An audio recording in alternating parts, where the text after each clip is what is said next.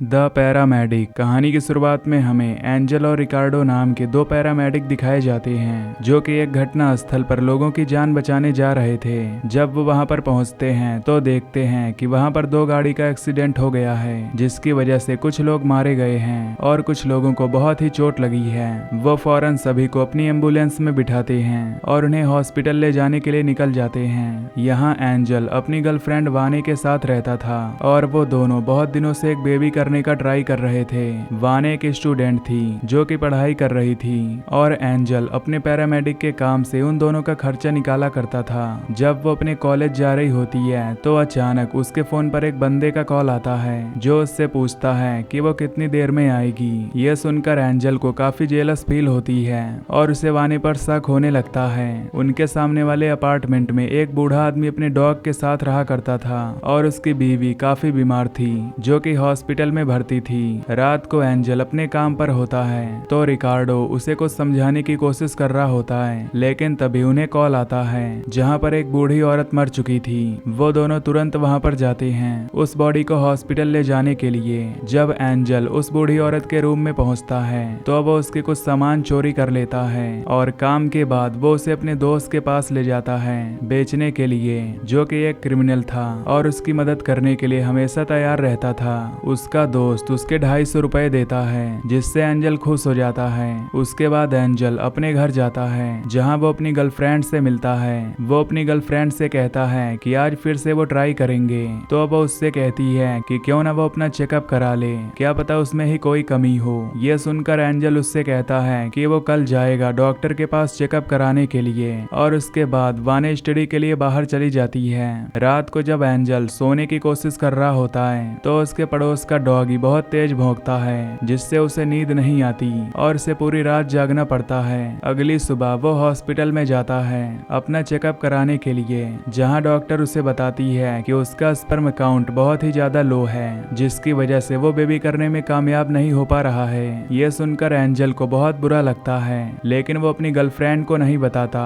वो चुपके से वाने का फोन चेक करता है जहां पर रॉबर्टो नाम के एक लड़के ने उसे मैसेज किया हुआ था। वो उससे कुछ नोट्स के बारे में पूछ रहा था और उसकी काफी लंबी चैट थी। उसके बाद एंजल अपने काम पर जाता है जहां वो और रिकार्डो एक बंदे को हॉस्पिटल पहुंचाने के लिए जाते हैं। रास्ते में ड्राइविंग करते समय रिकार्डो का ध्यान भटक जाता है जिससे उसकी एम्बुलेंस एक ट्रक से जा टकराती है और उनका एक्सीडेंट हो जाता है। उस एक्सीडेंट में रिकार्डो बिल्कुल सही सलामत था लेकिन एंजल की दोनों टांगे पैरालाइज हो गई थी जिसकी वजह से वो चल नहीं पा रहा था। इस घटना की वजह से वो बहुत रोता है और उसकी गर्लफ्रेंड उसे शांत करने की कोशिश करती है।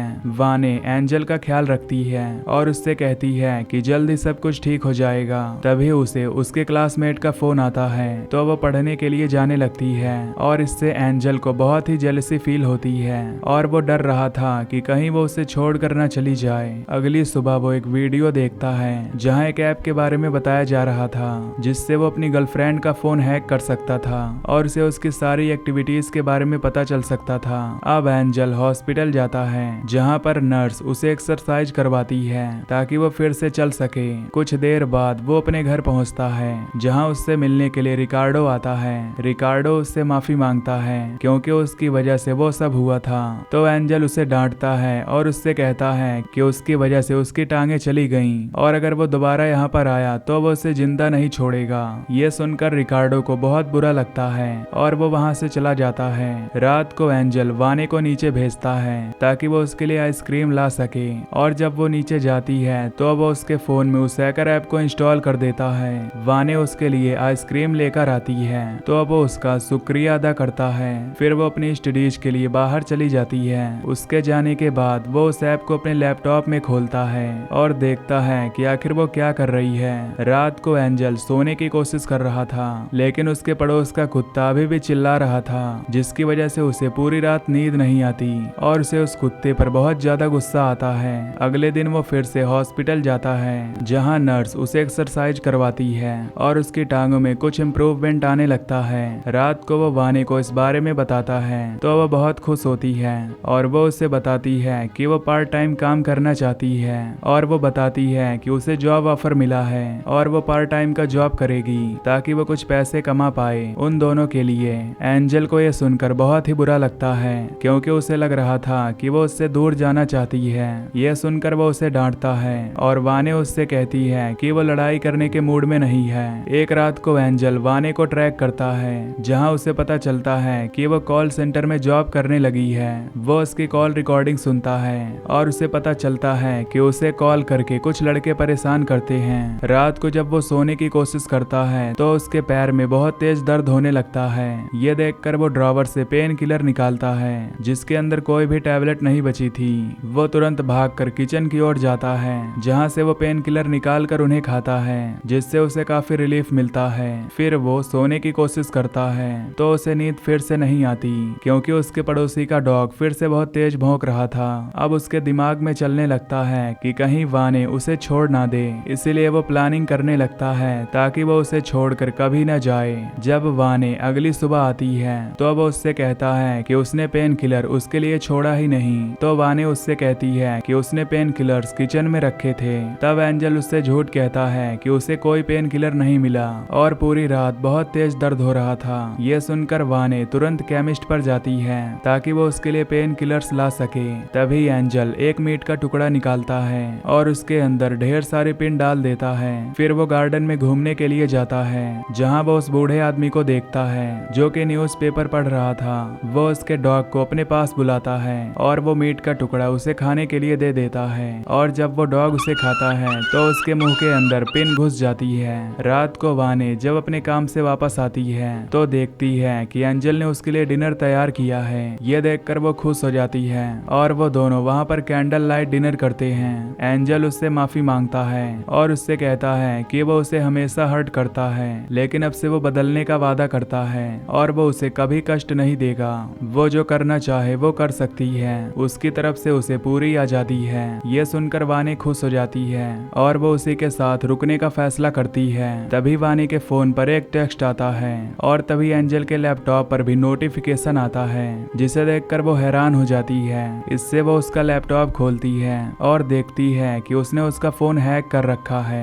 इससे उसे एंजल पर बहुत गुस्सा आता है और वो तुरंत बैग पैक करके वहां से भाग निकलती है। अब एंजल जब नहाकर वापस आता है तो देखता है कि वो वहां से जा चुकी है। इससे उसे बहुत ही गुस्सा आता है और वो अपना लैपटॉप खुला हुआ देखता है, जिससे वो समझ गया था कि वो किस कारण से वहां से गई है। फिर हमें 8 महीने बाद की कहानी दिखाई जाती है, जहां एंजल का स्वभाव बहुत ही गुस्से वाला हो गया था और वो किसी से बात भी नहीं करता था।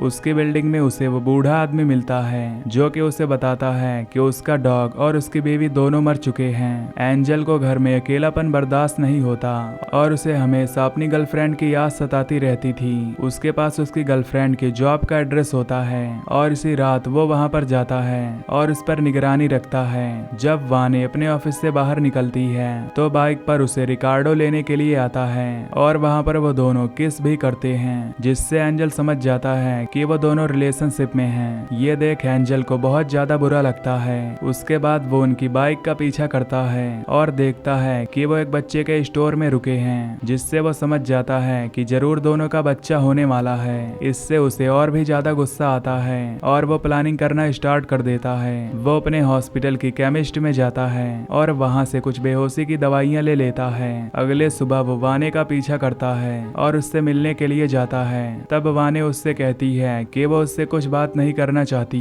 यह सुनकर वो वाने से कहता है कि वो उसे आखिरी बार गुड बाय कहने के लिए आया है और अब से वो उसे कभी अपनी शक्ल नहीं दिखाएगा।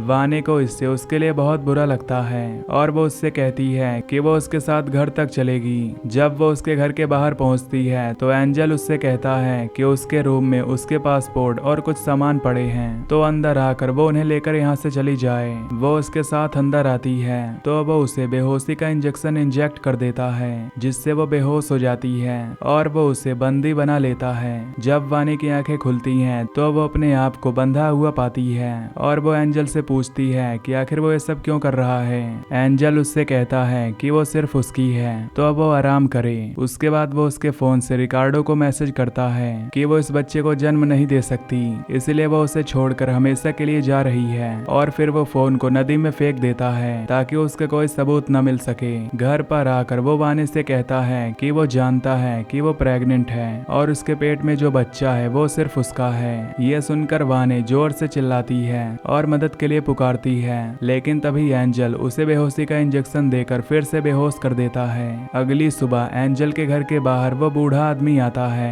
जो कि किसी के चिल्लाने की आवाज सुनकर वहां पर आया था। एंजल दरवाजा खोलता है और उससे पूछता है कि आखिर उसे क्या चाहिए। तो बूढ़ा आदमी उससे कहता है कि उसने वानी के चिल्लाने की आवाज सुनी थी। इस पर एंजल कहता है कि वो वानी की नहीं बल्कि एक प्रोस्टिट्यूट की आवाज थी और वो बूढ़ा आदमी समझ जाता है और वहां से चला जाता है। रात को एंजल जब घर जा रहा होता है तो रिकार्डो उससे मिलने आता है। वो उससे कहता है कि क्या उसे पता है कि वानी कहाँ पर है। तो एंजल उससे कहता है कि उसे इस बारे में कुछ भी नहीं पता। रिकार्डो उससे कहता है कि अगर उसने उसके साथ कुछ किया होगा तो वो उसे जिंदा नहीं छोड़ेगा। ये सुनकर एंजल पेट में दर्द का बहाना बनाता है और वहां से चला जाता है। अगले दिन जब वानी को होश आता है तो वो अपने हाथ खुले हुए पाती है। वो एंजल से पूछती है कि उसने उसके हाथ क्यों खोल दिए। एंजल उसे कहता है कि वो यहाँ से कहीं भाग नहीं सकती। तभी वो अपना पैर उठाने की कोशिश करती है तो उसके पैर नहीं उठते क्योंकि एंजल ने उसके पैर में कुछ इंजेक्ट किया था जिससे उसके पैर पैरालाइज हो गए थे। वो एंजल से पूछती है कि आखिर उसने ऐसा क्यों किया।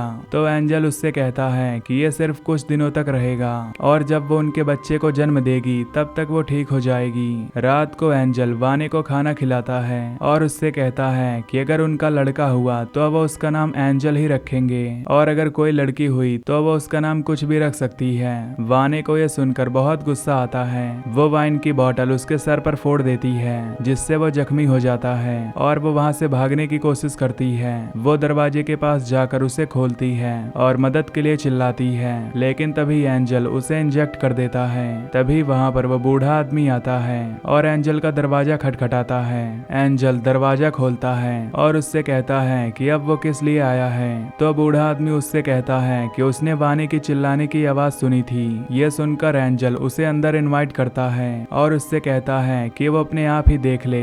और जब वो बूढ़ा आदमी अंदर आता है तो वानी को जख्मी देखता है। वो पुलिस को कॉल करने के लिए जाता है, लेकिन तभी एंजल अपनी जेब से चाकू निकालता है और उसे स्टैब करके मार डालता है। उसके बाद वो अपने दोस्त को फोन करता है ताकि वो उसकी लाश को ठिकाने लगा सके और उसका दोस्त उसके घर में आता है और उसकी लाश को उठाकर ले जाता है और बदले में वो एंजल से ढेर सारे पैसे लेता है। कुछ दिनों बाद एंजल के घर में पुलिस आती है इन्वेस्टिगेशन करने के लिए, जहां वो उससे वानी के बारे में पूछते हैं। एंजल उससे कहता है कि वो 8 महीने से वानी से नहीं मिला है। फिर वो उससे बताते हैं कि उसके बॉयफ्रेंड रिकार्डो की मौत हो चुकी है क्योंकि उसकी याद में उसने ढेर सारी दारू पी ली थी। इसी वजह से उसका गला चोक हो गया और उसकी मौत हो गई। ये सुनकर एंजल उनसे कहता है कि कुछ दिन पहले वो उससे मिलने आया था और उसने उससे वानी के बारे में पूछा था, पर उसने उसे वहां से भगा दिया था क्योंकि वो इस बारे में नहीं जानता। ये सुनकर इंस्पेक्टर वहां से चले जाते हैं। फिर हमें फ्लैशबैक में दिखाया जाता है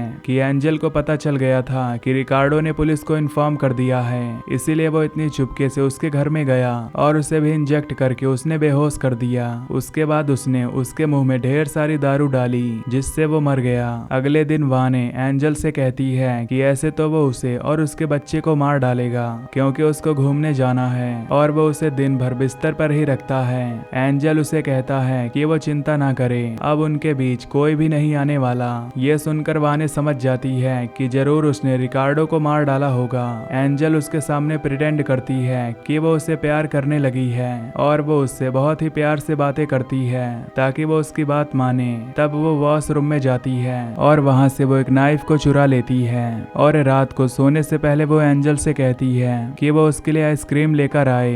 जब एंजल नीचे जाता है तो वो अपने आप को चाकू से आजाद कर लेती है और दरवाजा खोलकर वहां से भागने की कोशिश करती है। तभी एंजल उसे देख लेता है और उसका पीछा करने लगता है और एंजल उसका पैर पकड़ लेता है। तो वानी एंजल को नीचे धक्का दे देती है जिससे वो नीचे गिर जाता है और उसकी सारी हड्डियां टूट जाती हैं। फिर हमें कुछ महीने बाद की कहानी दिखाई जाती है जहां हम एंजल को देखते हैं जो कि अभी जिंदा था और हॉस्पिटल में था और उसका शरीर पूरी तरह पैरालाइज हो गया था। यहाँ वानी उससे मिलने आती है जिसने उसे हॉस्पिटल से रिहा करा दिया था। वानी उसे बताती है कि उसने उससे उसकी जिंदगी छीन ली तो अब वो उसके साथ रहेगी और उसका हमेशा ख्याल रखेगी, जिसका मतलब ये था कि वो उसे ले जा रही है उसे और भी दर्द देने के लिए। और इसी के साथ ये मूवी यहीं पर खत्म हो जाती है। तो दोस्तों, ये कहानी आपको कैसी लगी और हाँ, चैनल पर नए हैं तो सब्सक्राइब करें और बेल आइकन दबाएं। बाकी मैं मिलता हूँ आपसे किसी वीडियो में। Till then bye bye.